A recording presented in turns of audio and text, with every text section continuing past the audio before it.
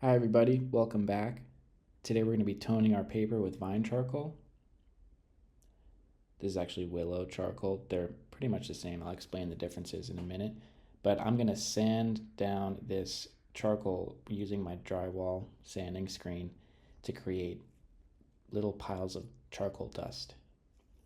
So just like when we sharpen our pencils, but I'm going to take this dust, instead of putting it in the garbage can, I'm going to put it directly on the paper here. You can see I'm using the screen to spread it out as evenly as I can. And then we're going to use a big brush to spread that around. And this is how we can tone the paper. This will take a couple rounds. I'm not pushing too hard with the brush here. I'm just really gently letting the charcoal dust glide across the surface.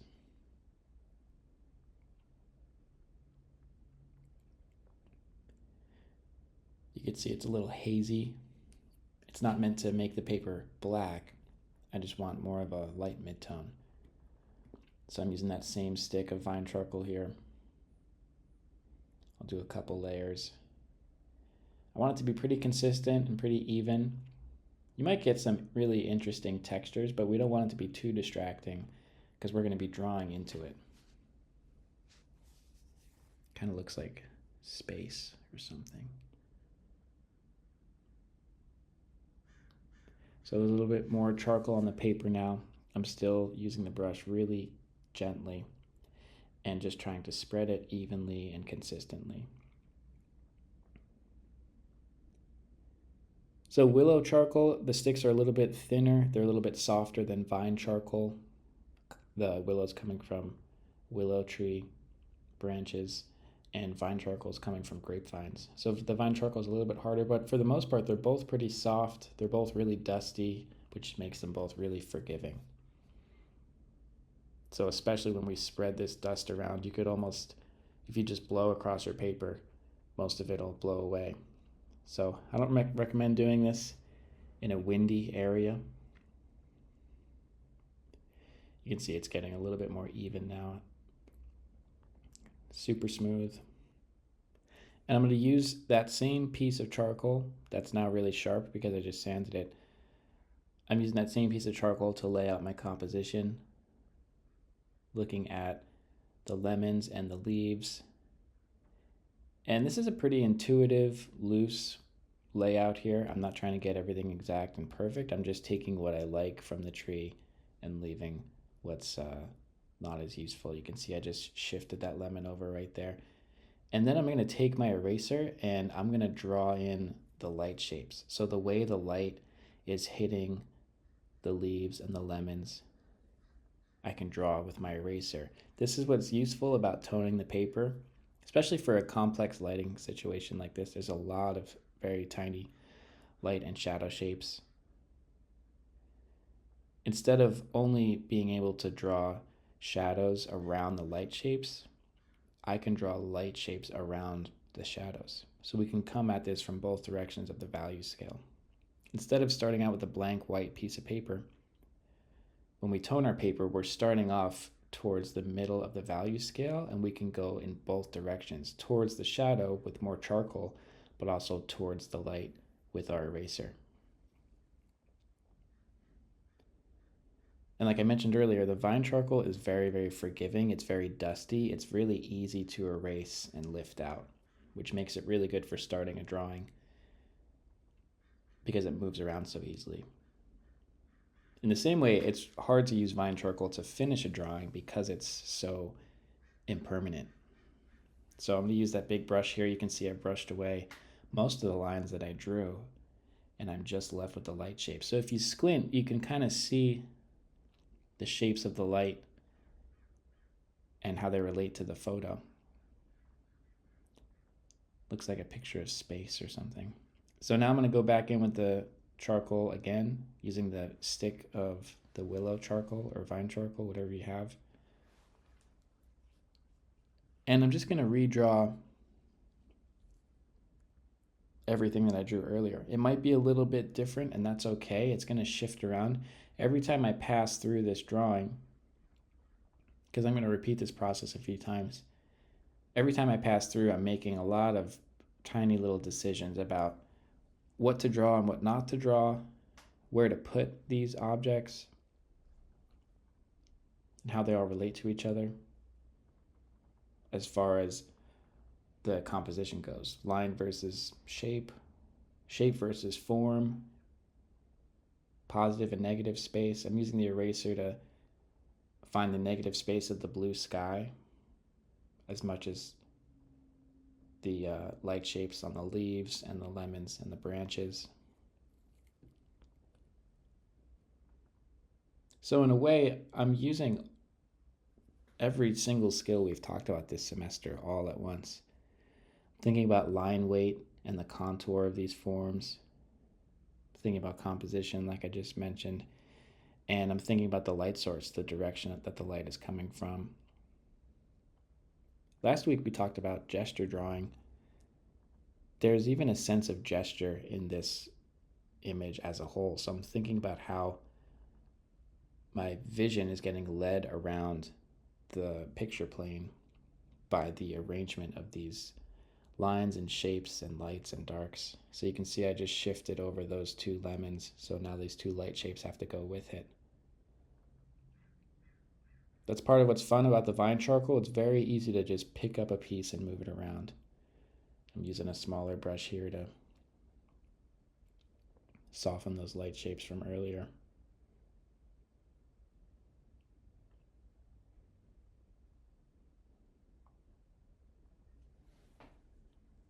So in the beginning stages of a drawing like this, hopefully any drawing that you're working on, there's a sense of play and exploration and not being too committed to any single idea here. I'm not exactly sure what this drawing is going to look like. I'm using the photo to make the drawing, but I'm not trying to make a copy, like an exact copy of it. My drawing is a translation of what the camera saw in this photo here. So I'm using the photo to make a drawing, which will be a totally like a new thing in its own right. I'm not trying to just make a drawn version of this photograph. So I'm taking what I like about each of these forms and the way that the light hits them and rearranging them just slightly with the charcoal and with my eraser.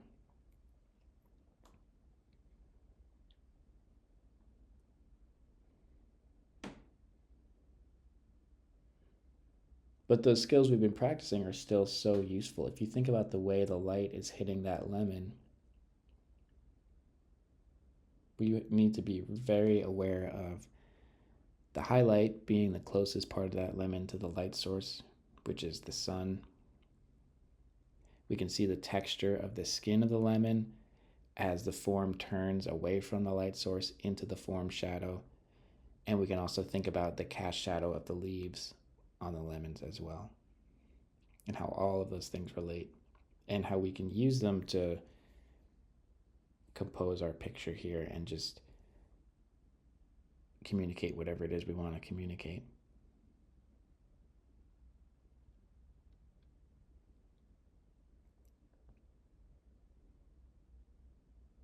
So whether you're drawing along with me, looking at this photo, or if you're just using this tone paper method to work on something of your own, think about what it is that you're grabbing onto and that you want to show the viewer. It'll come through either way, but I think if we're aware of it, if we can catch hold of it, whatever that is, if we can put words to it, that can help guide us. Sometimes you can't put words to it, and that's okay too.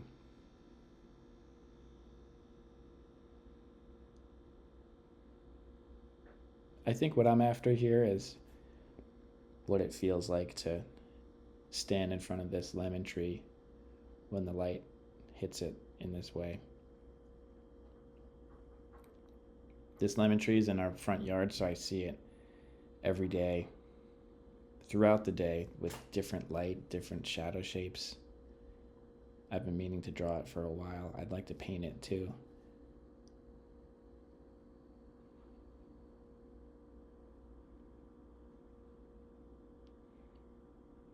And I'm not totally sure why yet. Obviously, it's really beautiful, but there's a lot of beautiful things out there. Just something about this lemon tree makes me want to draw, and I really trust that feeling a lot. So I'm still going around with the vine charcoal, picking and choosing different light and dark shapes. I'm starting to pay attention to the darks within the darks. There's some shadows within the shadows that are a little bit darker, and I'm using the vine charcoal to push a little bit harder. One thing that's important though is maintaining the light shapes with the eraser. It's really easy when you use this method to lose track of your light shapes just because the charcoal is so dusty.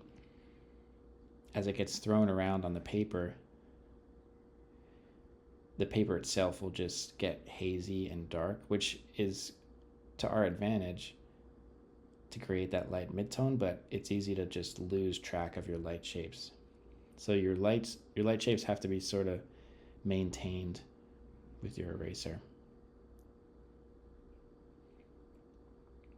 I'm just doing some light hatching with the vine charcoal on the lemons because the shadows on the lemons are not as dark as the shadows on the leaves. So I want to try and keep that value breakdown. I want to be aware of that. Not going too dark on the lemons.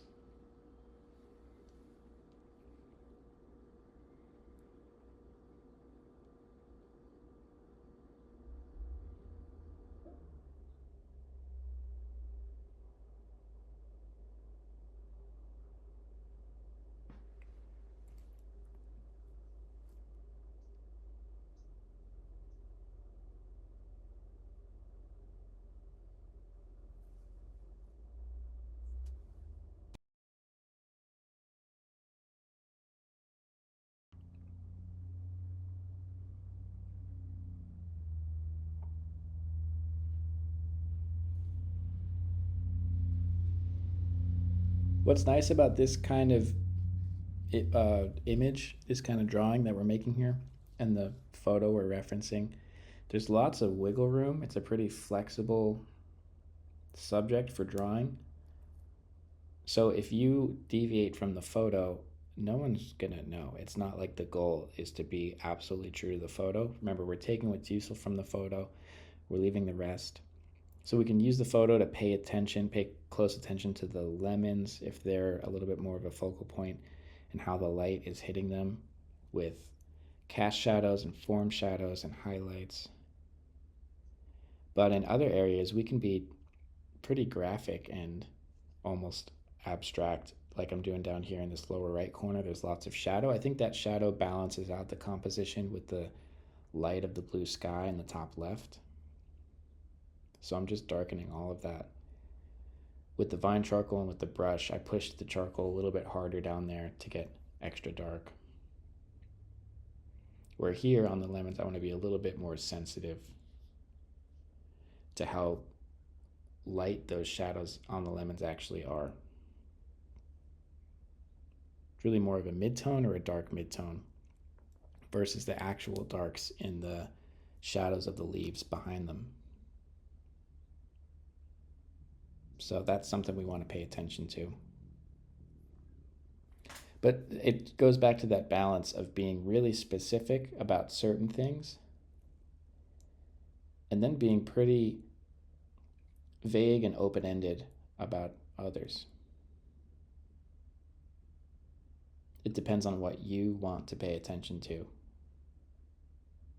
which is totally a you thing. That's totally up to you. That's what drawing is for, is what you're noticing. It's a record of what you notice and how you see, just as much as what you see.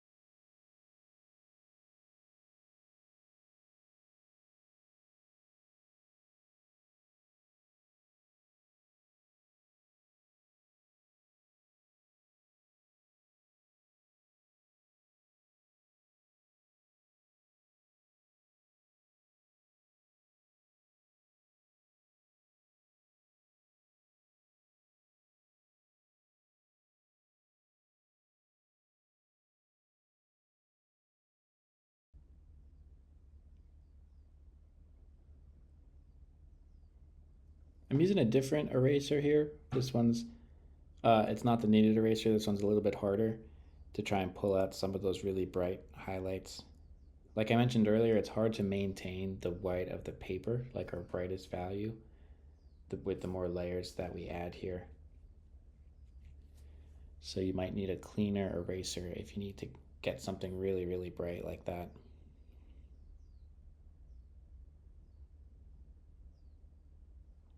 But what's nice about the kneaded eraser is that it can be like folded over into such tiny little shapes that you can get really specific, which is starting to happen here with the light shapes. They're starting to get smaller and more complex and more specific.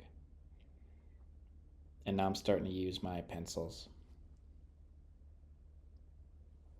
I think this is still a 2B pencil, so it's not super dark, but I'm starting to, as I've passed through the composition multiple times with multiple layers, I feel more confident about what I'm gonna grab onto here and what I'm gonna leave behind. So I know I really like that cast shadow on that lemon right there in the lower left, so I'm gonna be more specific about that.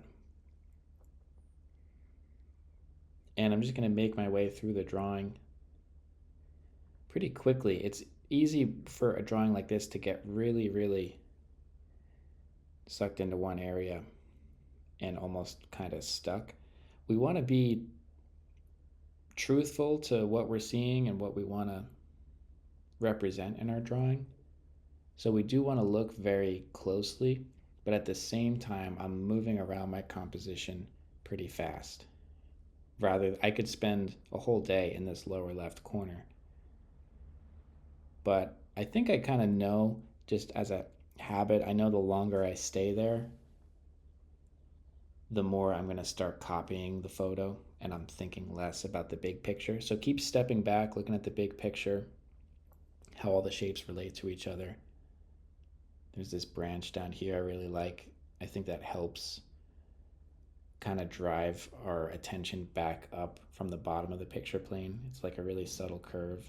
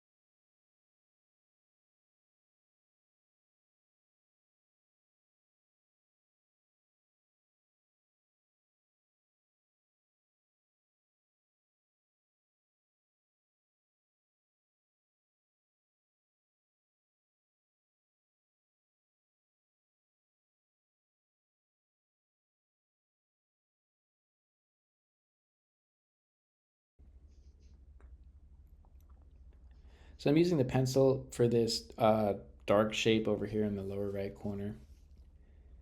This might be the darker, it might be a 6B, but it's going to seem like the pencil isn't getting as dark as the vine charcoal. Just remember that the vine charcoal is a lot darker when you first put it on, but it's going to come off the paper. It's so impermanent that either with the brush or with the eraser or just from like the act of you drawing continuing to draw, it's gonna like fall off, that dustiness. So you will lose some of that value. And as we put these tones down with the pencil, these will not come off the paper. These are gonna be a lot more permanent and a lot harder to erase. So if you feel like you can't really achieve that darkness you got with the Vine charcoal, with the pencils, that's okay. It's going to take some time to build up to those darks. That's what's nice about the Vine charcoal. We can make sure that we're certain we want those dark shapes to go there, and we're not like fighting it with the eraser if we did this all with pencil on the first round.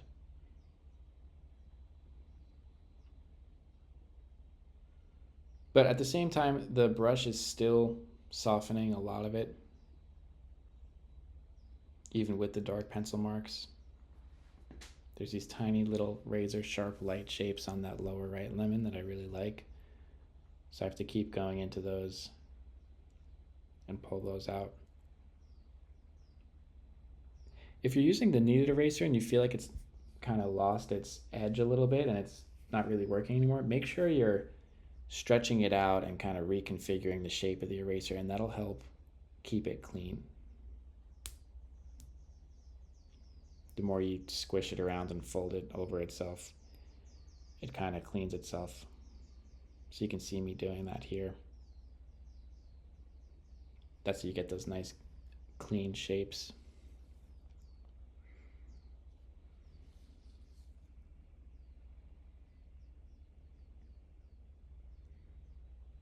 And for some of those really thin branches, I'm really just drawing with the eraser still.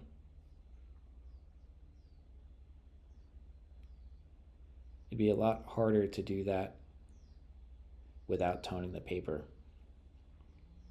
To draw that really light but consistent tone around a light shape would take a lot of time. We'd have to be really careful. But just drawing into that tone set down with the Vine charcoal with the eraser is pretty quick and efficient.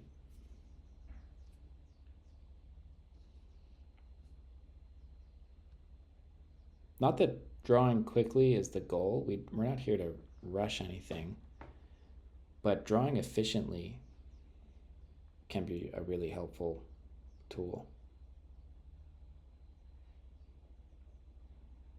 So I'm starting to darken this shape up here. I'm starting to pick and choose these darker shapes and lighter shapes. The composition is starting to come together.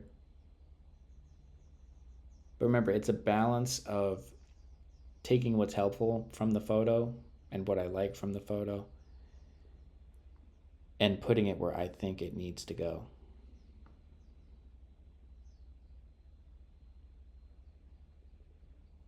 The challenging part, but also the fun and interesting part, I think, is that what I think should be used changes every time I pass through and add another layer to the photo. It's going to be a little bit different than the previous one. I think that's okay. I think that's a good thing. I'm embracing that. We could call it like uncertainty, maybe, but I'm trying things out. And the things that stick, the things that I like, are the ones that I keep coming back to, and then I draw them pretty much the same each time I pass through. So it's almost like multiple rough drafts layered on top of each other. And then the one we see on the surface is the one that emerges after passing through more than once.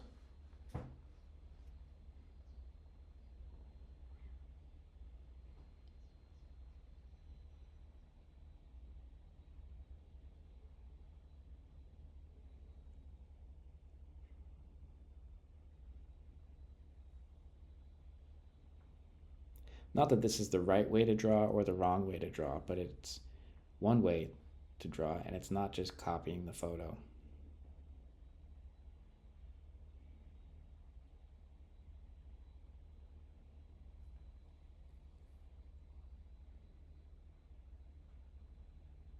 If I want to make something appear lighter, like that thin little branch right there, but I don't want it to compete with the highlight of the lemon, I can make the thing next to it darker. So that's part of what I'm doing now. If I want to bring something forward and make it look a little bit lighter, I can just darken the shape next to it. So whether it's negative space around a form,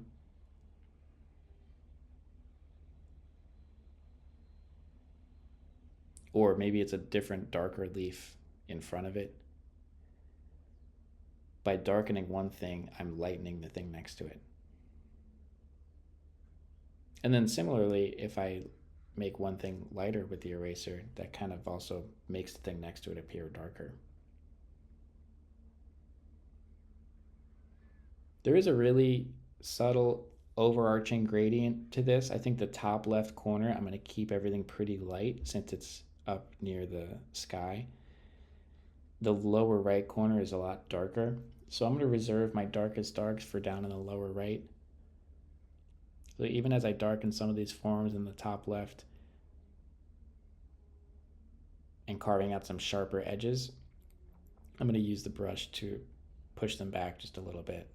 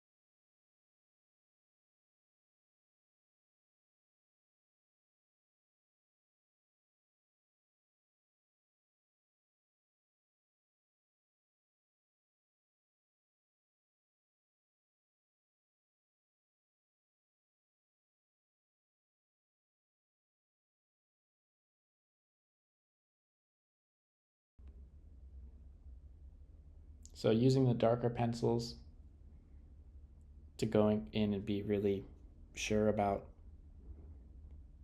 these darker shapes. Not just the darker shapes, but this lemon on its own is like it's being brought forward to the viewer by putting that darker shape behind it. So by creating that contrast, I'm kind of saying, look over here, look at this lemon with these tiny little light shapes on it.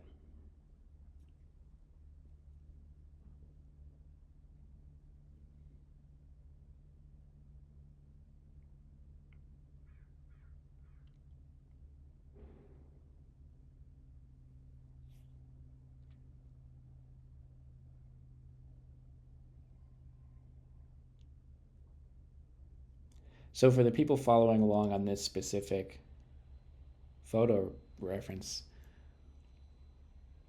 I'm certain that everyone's drawing is going to look pretty different.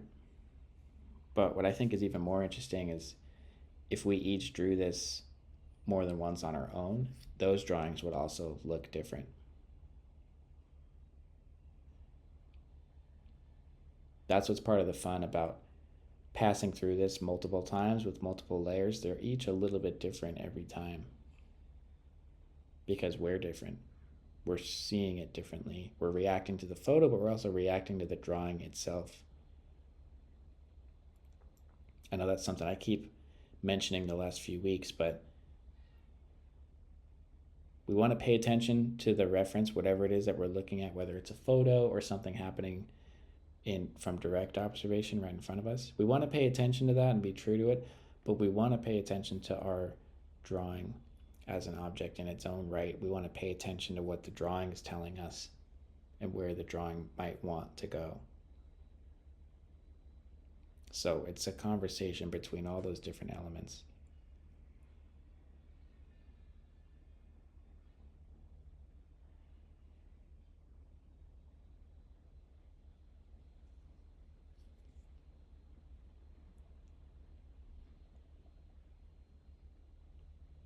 Sometimes the drawing tells you to go in a direction that you may not have been aware of at the beginning. And those kinds of moves you can make are not really available outside of the process of drawing. We have to get in there and make all these little lines and shapes and shadows to get us to that place, to figure it out and start to negotiate all these little lines and shapes and forms.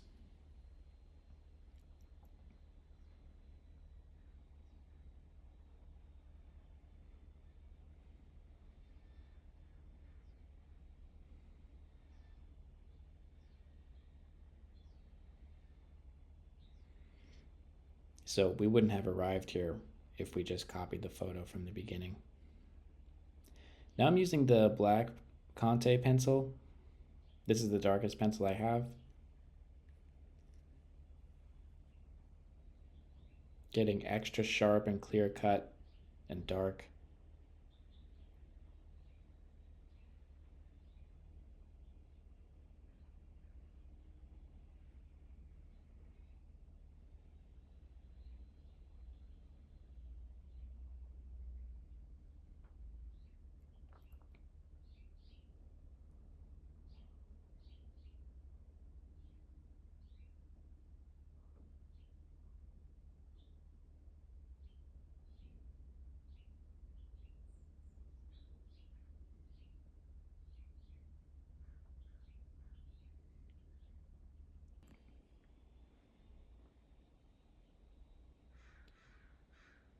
Some of these marks are still pretty loose and gestural, even though I'm nearing the end of the drawing here. Doesn't mean I have to be really slow and careful and methodical. Sometimes those finishing marks of a drawing are pretty loose and graceful. Loose doesn't necessarily mean careless, but as I've been in orbit around this drawing so many times at this point, there's a little bit more confidence in the marks that I'm making because I've made them before. I've practiced each little leaf and form and shape, whatever it is.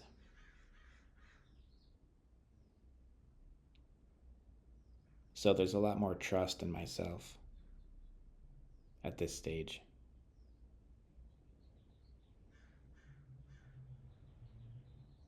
And I think that's a good thing.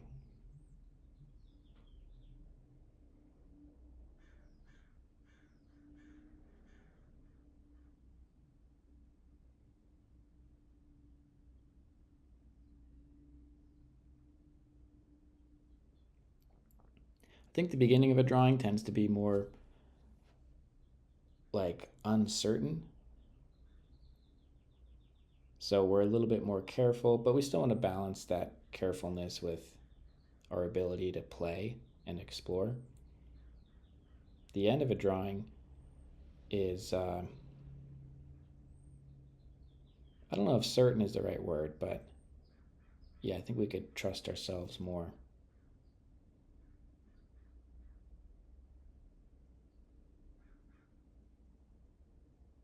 It's hard to be certain of anything with a drawing, but I guess my goal is to get it to a point where I feel like I can at least walk away for a couple minutes.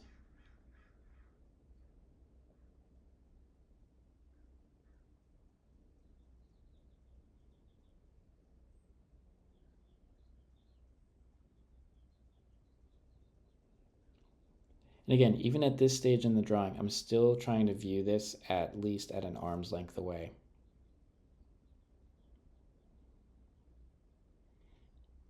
You can't really see it in this video, but with each little mark I make, I'm moving back to look at it, to see the big picture. Even though we're working darker and sharper and more complex, we're thinking about details and being specific. Even the tiniest little detail is still being held up by the whole picture and all of these subtle and almost seemingly invisible forces that support the whole composition.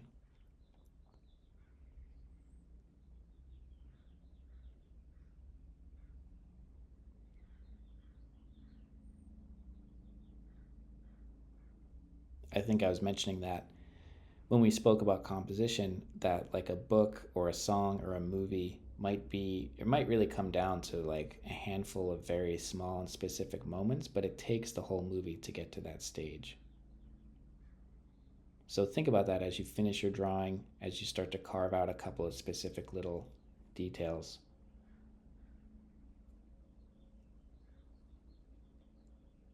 Just keep an eye on the big picture.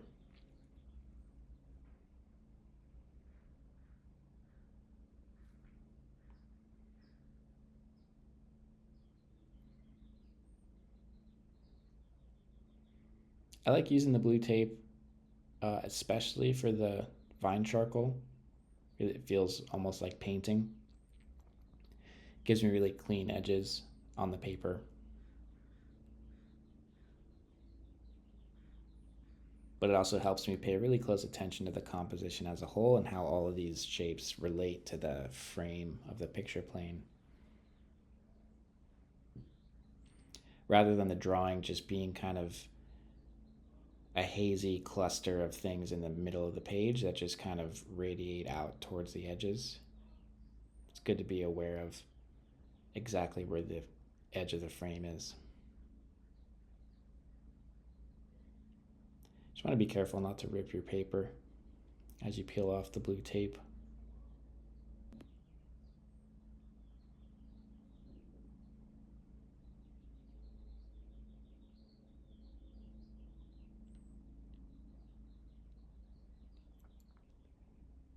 So if you worked on this picture of the lemons with me, or if you worked on something of your own design, take your time in that beginning stage of just playing around with where the shapes can land with the vine charcoal or the willow charcoal, whatever it is that you're using.